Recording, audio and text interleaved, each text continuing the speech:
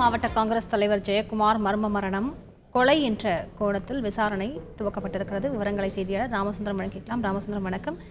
எதன் அடிப்படையில் இந்த கோணத்தில் விசாரணையானது நடைபெற்று வருகிறது? முழு விவரங்கள் என்ன ராமசுந்தரம்? நெல்லை கிழக்கு மாவட்ட காங்கிரஸ் தலைவர் ஜெயக்குமார் மர்ம மரணம் தொடர்பான வழக்கு பல்வேறு கோணங்கள்ல விசாரணை காவல்துறையினர் மேற்கொண்டு வருகிறார்கள். தற்கொலை, கொலை என இரு கோணங்கள்ல விசாரணை மேற்கொள்ளப்பட்டு வரக்கூடிய நிலையில இந்த கொலை என்ற கோணத்திலும் போலீசார் விசாரணை செய்வதற்கான திட்டம் வகுக்கப்பட்டிருக்கிறது. தொடர்ந்து பல்வேறு அதிகாரிகள் தலைமையில அந்த குழு அதிகாரிகளோட காவல்துறையினர் ஆலோசனை மேற்கொண்டு இந்த விசாரணை தீவிரப்படுத்தி இருக்கிறார்கள். தொடர் விசாரணையானது நடந்து வருகிறது. மேலும் டிஎஸ்பிகள் 10 டிஎஸ்பிகள் கொண்ட தனிப்படை போலீசார் குழு அமைக்கப்பட்டு பல்வேறு கோணங்கள்ல இந்த விசாரணையை திருத்தப்படுத்தி இருக்கிறார்கள். வெளிமாவட்டத்திலிருந்தும் காவல்துறை அதிகாரிகள் தடய அறிவியல் துறைக்காக வரவழைக்கப்பட்டு தடயங்கள் சேகரிக்கக்கூடிய பணியும் காவல்துறையினரால் தீவிரப்படுத்தப்பட்டிருக்கிறது.